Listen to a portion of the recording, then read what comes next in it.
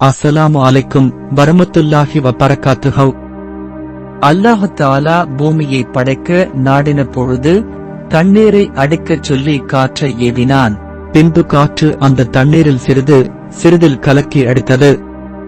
அந்த தண்ணீர் துளும்பி அதனுடைய அலைகள் உயர்ந்து நுரை உண்டாகி அதனுடைய புகை ஆவி கிளம்பி உயர்ந்தது.